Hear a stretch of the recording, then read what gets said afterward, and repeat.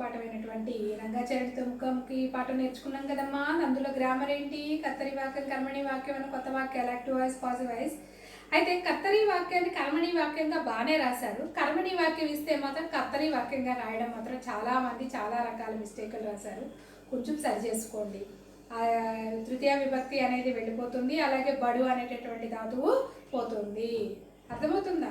అలాగే కర్తకి ఇక్కడ ఏమొస్తుంది? ద్వితీయ విభక్తి వస్తుంది. నేను నిన్నుండను అంటే కలాంను ప్రజలు కీర్తించారు, నేను పుస్తకాలు తెరిచాను, అట్లా అనమాట. అర్థమవుతుందా? ఇక నెక్స్ట్ ఇవాళ 5వ పాఠమైనటువంటి శతక మధురిమ అనేటటువంటి పాఠాన్ని నేర్చుకుందాం. దీంట్లో ఏముంటాయో తెలుసు మీకు? ఏముంటాయి? పద్యాలు ఉంటాయి. శతకం అంటే 100 పద్యాల కావ్యం. మధురిమ అంటే ఎంత తీయగా ఉంటుంది అని చెప్పేసి అని అర్థం అనమాట. లైఫ్కి ఉపయోగపడేటటువంటి అమృతం లాంటిది అని చెప్పొచ్చు అనమాట. దీన్ని రకరకాల ఒకే కవి రచించినటువంటి పద్యాలు మనకైతే ఇవ్వడు కదా, రకరకాల కవులు రచించినటువంటి పద్యాలను ఇక్కడ ఇవ్వడం జరుగుతుంది. అయితే ముందుగా చదవండి, ఆలోచించి చెప్పండి. శీర్షిక కింద ఇచ్చినటువంటి పద్యం ఏంటో చూద్దాం. బలవంతుడు నాకేమని పలువురతో నిగ్రహించి పలుకుట ఎలా, బలవంతమైన సర్పము చలిచీమల చేత చిక్కి చావది సుమతి. ఇదే శతకంలోని పద్యం సుమతి శతకం. సుమతి శతక కర్త ఎవరు? బద్దెన. సుమతి శతక కర్త ఎవరు? బద్దెన. సుమతి శతకంలో మకుటం ఏంటి? సుమతి. కంపల్సరీ మీకు బాగా రావాలమ్మా. అన్నోన్ పద్యం ఇచ్చి మీకు తప్పనిసరిగా ఇలాంటి ప్రశ్నలు మనం చిన్నప్పటి నుంచి చదువుకున్నటువంటి పద్యాలలో ఉన్నటువంటి ప్రశ్నలు అడగటం జరుగుతుంది. అవి మనకు తెలిసి ఉండాలి. చదవండి. బలవంతుడు నాకేమని పలువురతో నిగ్రహించి పలుకుడు. నేను చాలా గ్రేట్, నేను చాలా పర్సనాలిటీతో ఉన్నాను, నాకే అన్నీ తెలుసు, నేనే గ్రేట్ అని చెప్పేసి అని మొత్తం చెప్పుకునేటటువంటి వాళ్ళు అలాంటి డాబు మాటలు పలకకూడదు అనమాట. ఎప్పుడైనా సరే నీ దగ్గర బలం ఉంటే దాచుకో, లేదంటే ఎవరిని ఇబ్బంది పెట్టకుండా ఉంచుకో, నీకు అవసరమైనప్పుడు వాడుకో. డబ్బైనా, ధనమైనా, బలమైన ఏదైనా సరే, స్ట్రెంత్ అయినా ఏదైనా కానీ. అంతేగాని పలువురితో నేను గ్రేటు, నా దేవుళ్ళకి ఎవరు రావద్దు, వస్తే ఎట్లా వస్తే అట్లా అని చెప్పేసి నాకు అందరూ సలాం చేయాలి ఇట్లా అనకూడదు అనమాట. ఎలా అంటే చూడండి, బలవంతమైన సర్పము చలిచీమల చేత చిక్కి చావదే సుమతి. చీమలు ఎంత ఉంటాయి? ఇంత ఉంటాయి. పాము అసలు ఈ చీమలంతా నా ముందు వేస్ట్ అని చెప్పి ఏం చేస్తాయి? చీమలు పెట్టుకున్నటువంటి పుట్టల్లోకి వచ్చి పాముకి పుట్ట పెట్టుకోదనమాట. చీమల పుట్టల్లోకి వెళ్ళి ఆవాసం అనేది ఏర్పాటు చేసుకుంటూ ఉంటుందన్నమాట. నా గ్రేట్ అనుకుంటే ఒకసారి చూస్తే చీమలకి కోపం వస్తుంది అనమాట. ఒక చీమ అంటే ఏం చేయలేదు, కానీ కొన్ని వందల చీమలు వచ్చి కనుక దాని చుట్టూ చేరితే ఏమవుతుంది? అవి ఎటు కొట్టుకోవాలో తెలియదు, అవి ఎటుపోతాయో తెలియదు. చీమకు ఒక పవర్ఫుల్ వరం ఉంది తెలుసా మీ అందరికీ? నేను కుడితే ఎవరైనా చచ్చిపోవాలి అని చెప్పేసి వరం కోరుకుంటుందట శివుణ్ణి. అయితే కుట్టక ముందు, అసలు మనం కుట్టక ముందు దాన్ని మనం చంపేస్తాం. అది అనమాట అక్కడ. అర్థమవుతుందా? చీమ కుట్టింది అంటే చచ్చిపోవాల్సిందే, అంత విషయం ఉంటుంది. కథ కుట్టేదాకా మనం ఉన్నాం అనమాట. అలా ఎప్పుడైనా సరే, అంటే ఎంత బలవంతుడైనా సరే చివరికి ఎవరో ఒకళ్ళ చేతిలో చనిపోవాల్సింది. ఎప్పుడైనా సరే డాబు మాటలు, ప్రగల్భాలు ఎప్పుడు కూడా పలకకూడదు అని చెప్పినటువంటి పద్యం అనమాట ఇది. సరే, ఇచ్చినటువంటి ప్రశ్నలు ఏంటో చూడండి. బలవంతుడుననే అహంకారం ఎందుకు ఉండకూడదు? అది ప్రౌడ్తో కూడినటువంటిది, గర్వం అనమాట. ఆ గర్వాన్ని తల తన్నేవాడు ఉంటే వాడు తాడిని తన్నేవాడు ఉంటే వాడు తలను తన్నేవాడు ఉన్నాడని సామెత ఉంటుంది. అంటే తాడి చెట్టుని తన్నేవాడు ఉంటే వీడి తలను ఇంకొకటి తంతాడట. అంటే మనకు మించి ఎవరో ఒకళ్ళు ఉంటారు అని చెప్పడం అనమాట. ఎప్పుడైనా సరే అహంకారం ఉండకూడదు. అహంకారమే మన ప్రాణాలను సైతం తీసేస్తుంది ఒక్కోసారి. ఆ ప్రౌడ్ అనేది ఎవరు కూడా మనతో మంచిగా ఉండరు. ఏమీ మాట్లాడబో వీడితో ఎందుకు, వీడు పెద్ద ప్రౌడ్, అసలు వీడితో మనకు అనవసరం అని చెప్పేసి అని మనకి ఏదైనా అవసరం వచ్చినప్పుడు కూడా సహాయం చేయని పరిస్థితి కూడా ఏర్పడుతుంది అనమాట. అందుకే అంత పొగరు అనేది పనికిరాదనమాట. చలిచీమల నుంచి మీరేం తెలుసుకున్నారు? చలిచీమలు చూస్తానికి చిన్నగా ఉన్నాయి, కాకపోతే వాటికి ఏదైనా ప్రమాదం వచ్చినప్పుడు మాత్రం అన్నీ కలిపి చూడండి. అసలు ఇంకొకటి ఏంటంటే చీమను చూసి మనం చాలా నేర్చుకోవాలి. చీమ శ్రమజీవి, ఎప్పుడూ కూడా కష్టపడుతూనే ఉంటుంది, నిమిషం కూడా ఖాళీగా ఉండదన్నమాట. తనకు ఆహార సేకరణలో ఎప్పుడు కూడా బిజీగా. అప్పుడు వర్షాకాలం వచ్చిందంటే పాపం వాటికి ఆధారం ఉండదు కదా, అందుకని వేసవకాలం మిగిలిన కాలంలో చక్కగా ఆహారాన్ని పోజేసుకుని తన దగ్గర స్టాక్ పెట్టుకుంటుంది అనమాట. అలా తనకి ఏదైనా ప్రమాదం జరిగినప్పుడు, ఎవరైనా ఇచ్చినప్పుడు ఏం చేస్తాయి? అన్నీ కలిసి మూకమ్ముడిగా దాడి చేస్తాయి అనమాట. పై పద్యం ద్వారా తెలిసే నీతి ఏమిటి? ఎప్పుడు మనకున్నటువంటి ఇది చూసుకుని గర్వంతో విర్రవీగకూడదు అనమాట. పొగరుతో ఎవరిని బెదిరించడం కానీ చేయటం కానీ చేయకూడదు అనమాట. ఇలాంటి నీతులు ఉండే పద్యాలు సాధారణంగా ఏ ప్రక్రియలో కనపడతాయి? శతక ప్రక్రియలో కనపడతాయి. ఏ ప్రక్రియలో కనిపిస్తేమో మనకి ఇవన్నీ కూడా నీతి పద్యాలన్నీ కూడా ఎక్కడ ఉంటాయి? శతక ప్రక్రియల్లో కనిపిస్తూ ఉంటాయి అన్నమాట. పాఠం యొక్క ఉద్దేశం అసలు మన 6th క్లాస్ నుంచి 4th 5th 3rd కాడి నుంచి మనం చూస్తూ ఉంటాం. నీతి పద్యాలు అనేటటువంటి మనకి ఇస్తూ ఉంటాడు. ఎందుకు ఇస్తారు అసలు ఈ లెసన్? అసలు ఇన్ని పద్యాలు ఎందుకు నేర్చుకోవాలి మనం? వీటి యొక్క కాన్సెప్ట్ ఏంటి అంటే, శతక పద్యాలు నైతిక విలువలను పెంపొందింపజేస్తాయి. నైతిక విలువలు అంటే మోరల్ వాల్యూస్. మోరల్ వాల్యూస్ అంటే ఇది మంచి, ఇది చెడు, పెద్దవాళ్ళతో మర్యాదగా మాట్లాడాలి, గౌరవించాలి, అలాగే ఎవరితోనూ పొట్లాటిగా దిగకూడదు, అబద్ధాలు ఆడకూడదు, అబద్ధాలు ఆడితే ఎలాంటి దుష్ప్రయోజనాలు ఉంటాయి, ఇలాంటివన్నీ కూడా చెప్తుంది అనమాట. అంటే సొసైటీలో మనం ఎలా ఉండాలి, ఎలా ఉండకూడదు అనేటటువంటి విషయాలన్నీ కూడా మనకి పద్యాలు తెలియజేస్తాయి. చెడుగా ఉంటే ఏమవుతుంది, మంచిగా ఉంటే ఏమవుతుంది అనేటటువంటివన్నీ కూడా ఉదాహరణలతో సహా మనకి శతక కవులు మన ముందు పెట్టారు. మన జీవితంలో ఒక పద్యాన్ని ఆధారంగా చేసుకునైనా జీవితాన్ని మార్చుకోవచ్చు అనమాట. ఇన్స్పిరేషన్ పొందాలి ఒక పద్యం ఆధారంగా అయినా సరే. భావి జీవితాన్ని తీర్చిదిద్దుతాయి. భావి జీవితం అంటే ముందు యొక్క భవిష్యత్తు. ఇప్పుడు మీరు చిన్నపిల్లలు మంచి చెడు చదువుకోవడం వల్ల మంచి చెడు తెలుస్తుంది. చదువుకున్న వాళ్ళకి ఎన్ని తెలుస్తాయా? తెలియదు కదా. అవి నేర్చుకోవడం వల్ల లైఫ్లో ఓహో ఇలాంటివి చేస్తే మనకి ఇలాంటి ప్రాబ్లం ఫేస్ చేస్తాం కాబట్టి ఇలా ఉండాలి, ఇంత మంచిగా ఉండాలి అనేటటువంటి కాన్సెప్ట్ మీకు మీ లైఫ్ అంతా కూడా చాలా చక్కగా ముందుకు సాగుతుందన్నమాట.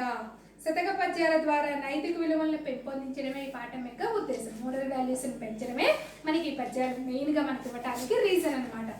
ఇక పాఠ్య భాగ వివరాల్లోకి వెళ్దాం. ఈ పాఠం దేనికి సంబంధించింది? శతక ప్రక్రియకు చెందింది.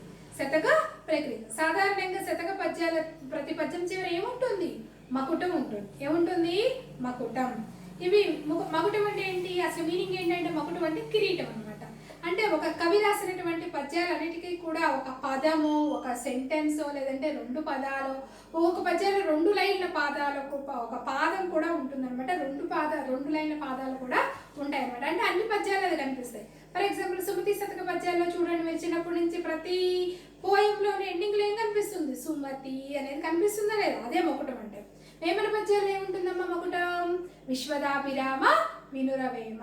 విశ్వదాభిరామ వినురవేమ. దాశరథి శతకంలో దాశరథి కరుణాపయోనిధి. దాశరథి కరుణాపయోని. శ్రీకాళహస్తీశ్వరలో శ్రీకాళహస్తీశ్వర. అర్థమవుతుందా? ఇలా ప్రతి పద్యంలో చివర కంపల్సరిగా ఒకే రకమైనటువంటి పదం కానీ ఒకే రకమైనటువంటి వాక్యం కానీ ఉంటుందన్నమాట. దీన్నే ఏమంటాం? మకుటం అంటాం అనమాట. ఇవి ముక్తకాలు. ముక్తకం అంటే దేనికదే విడివిడిగా ఉన్నటువంటిది. ఇప్పుడు చూడండి, మనం ఇంతకు ముందు నేర్చుకున్నటువంటి పద్యాల ఫస్ట్ లెసన్లో చూడండి, అంటే ఒక స్టోరీ ఒకదానికి ఒక పద్యానికి కనెక్టివిటీ ఉంటుంది, అవునా కదా?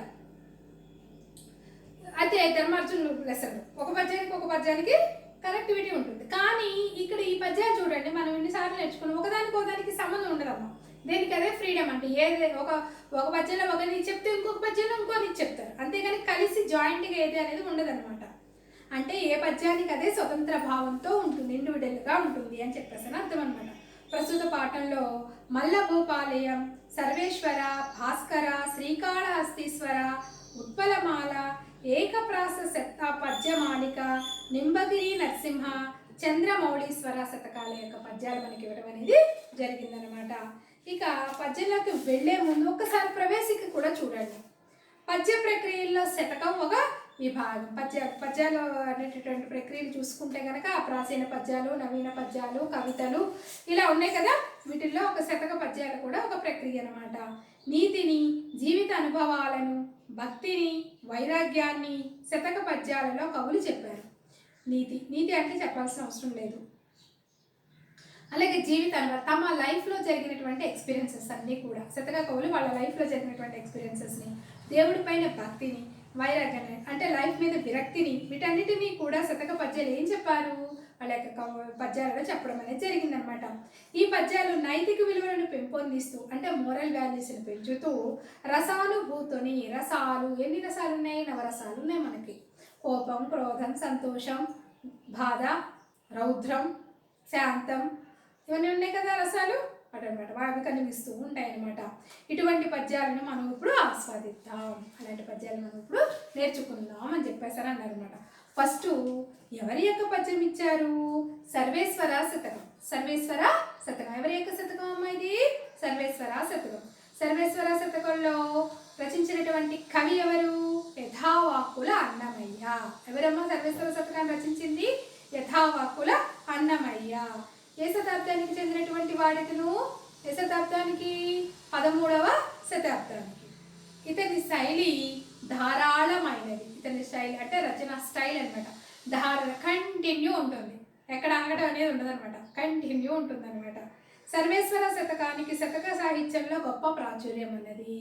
ఈ శతకానికి సాహిత్య ప్రక్రియల్లోనే మంచి పేరు ప్రఖ్యాతలు ఉన్నాయన్నమాట. అంత చక్కగా ఈయన పద్యాలు రాశాడు అని అర్థం. ఇందుకు ఈయన రాసినటువంటి పద్యం మనకేమి ఇచ్చాడు చూద్దామా టెక్స్ట్ బుక్లో?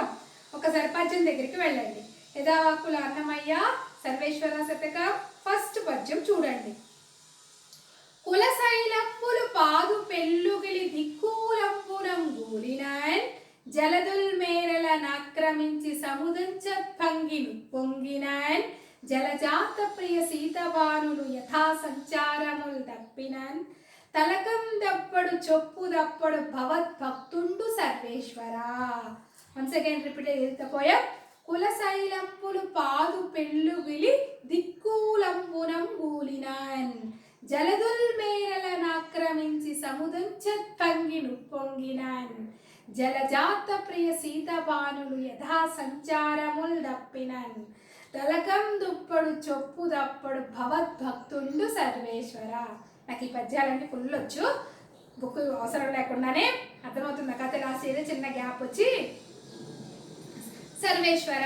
సర్వేశ్వర సర్వానికి మేలు కలిగించేటటువంటి వాడా, అంతటా నిండి ఉండేటటువంటి వాడా ఓ ఈశ్వర. కులశైలంబులు అంటే పెద్ద పెద్ద పర్వతాలు. కులశైలంబులు అంటే ఏంటమ్మా? పెద్ద పెద్ద పర్వతాలు. ఎప్పటి నుంచో హిమాలయ పర్వతాలు లాంటి పర్వతాలు అనమాట.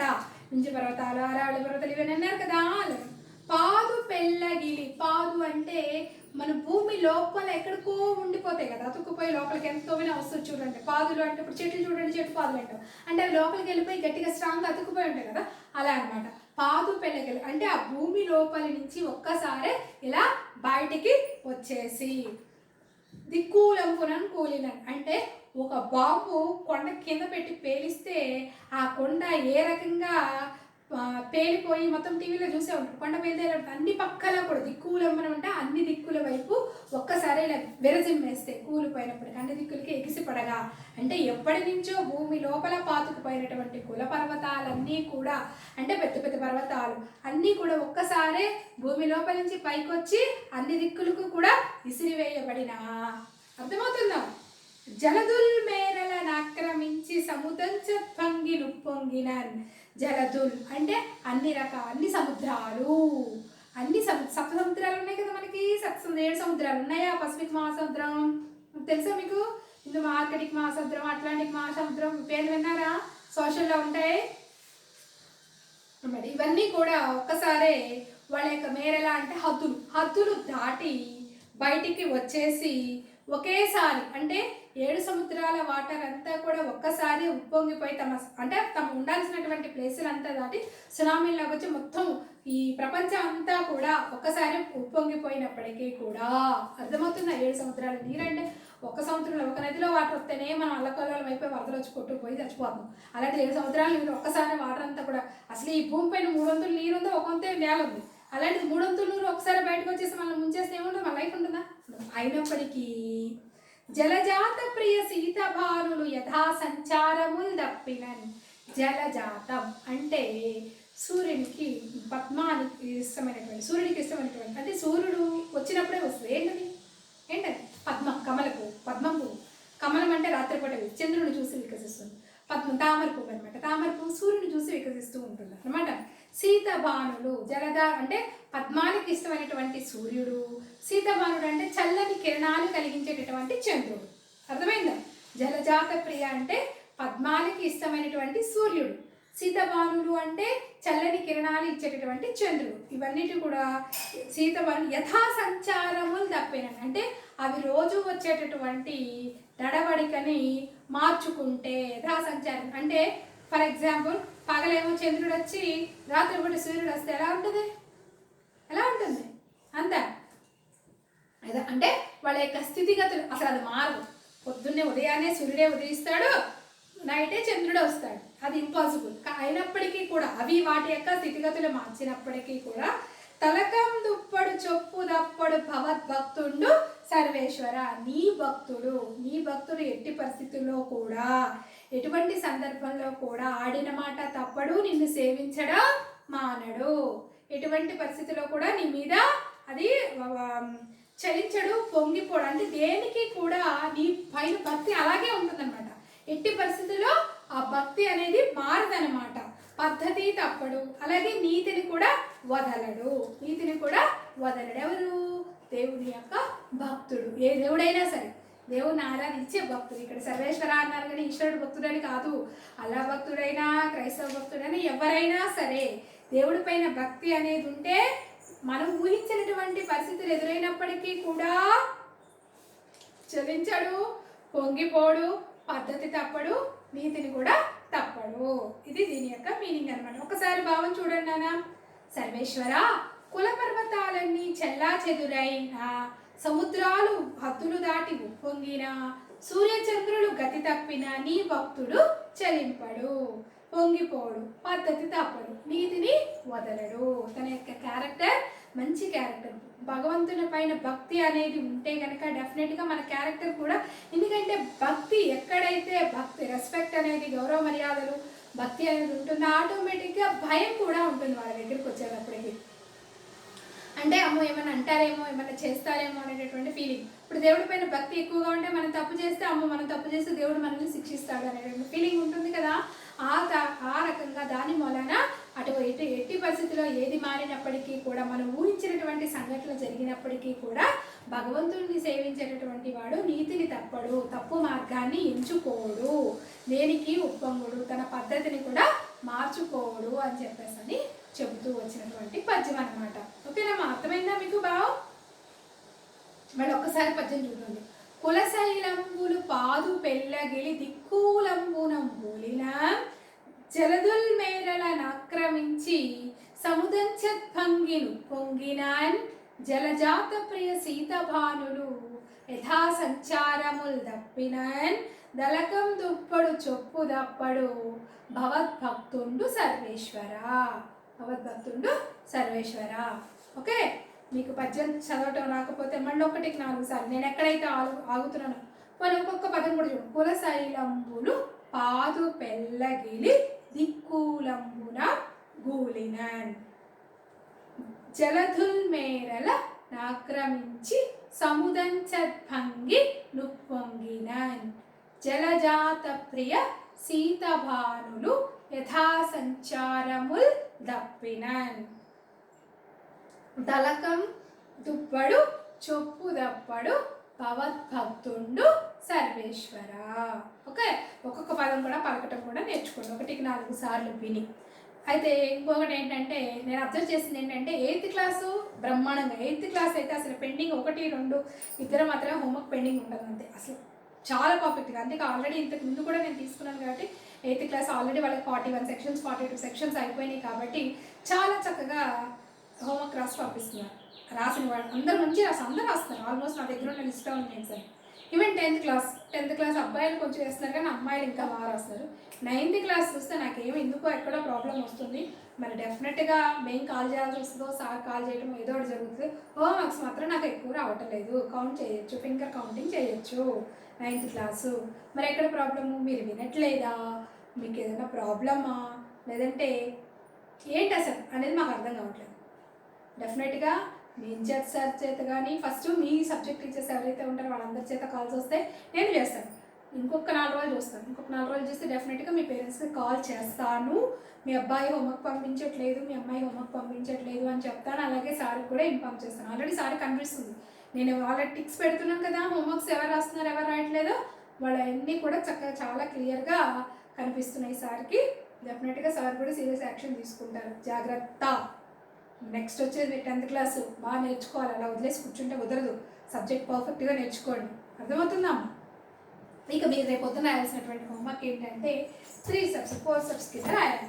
ఫస్ట్ ఏం రాయాలి? కవి పరిచయం రాయాలి. ఫస్ట్ ఏం రాయాలమ్మా? కవి పరిచయం. ఎవరు మనకి కవి? ఎవరు? యథావాక్కుల అన్నమయ్య. కవి పరిచయం రాస్తాం. రాసినాక దాని కింద ఏం రాస్తాం? పద్యం రాయాలి. దాని కింద ఏం రాయాలి? పద్యం రాయాలి. దాని కింద ప్రతి పదార్థాలు ఆల్రెడీ మీ మెటీరియల్లో ఉన్నాయి చూసుకోండి. ప్రతి పదార్థాలు. ప్రతి పదార్థము అంటే ప్రతి పదానికి అర్థం. ప్రతి పదానికి అర్థం. ప్రతి పదార్థాలను హెడ్డింగ్ పెట్టినాక ఈ కింద ఏం చేస్తారు? పేపర్ని ఇలా ఫోల్డ్ చేయండి. పేపర్ ఫోల్డ్ చేస్తే మధ్యలో పడుతుంది కదా, మధ్యలో పడినప్పుడు కంపల్సరీగా నాకు is equal to under is equal to కనిపించాలి. ప్రతి పదార్థాలు రాసేటప్పుడు is equal to under is equal to కనిపించాలి. ప్రతి పదార్థాలు రాసినాక లాస్ట్లో భావం లేదా తాత్పర్యం. ఇది ఈ స్టెప్లో మెయింటైన్. అందుకే వాడు ఒకటే పద్యం చెప్తున్నాడు మీకు. కవి పరిచయం రాయాలి. ఫస్ట్ మీరు హోంవర్క్ రాసేటప్పుడు ఏం రాయాలి?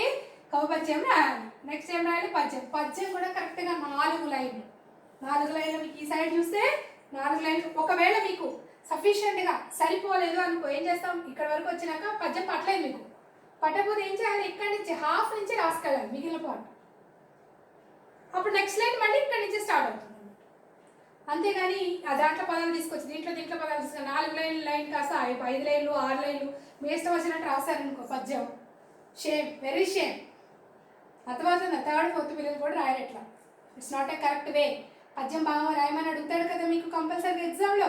పద్యం భావం అని అడుగుతాడు, లేదా పద్యం ఇచ్చి ప్రతిపదార్థమైనా రాయమంటాడు. డెఫినెట్గా ప్రతిపదార్థాలు నేర్చుకోవాల్సింది ఈ సంవత్సరం నుంచి. పద్యం భావంతో పాటు ఏం నేర్చుకోవాలమ్మా? ప్రతి పదార్థాలు మెటీరియల్లో ఉంటుంది చూడండి.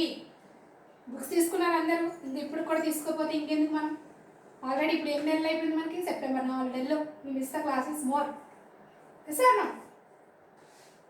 మెటీరియల్లో ఉంటుంది ప్రతి పదార్థాలు. డెఫినెట్గా దాంట్లో చూసి మీరు మెన్షన్ చేసి ప్రతి పదార్థాలు చెప్పాను కదా. ప్రతి పదార్థం ఎలా రాయాలి? Is equal to under is equal to ఉండాలి. అలాగే హ్యాండ్ రైటింగ్ చాలా నీట్గా ఉండాలి.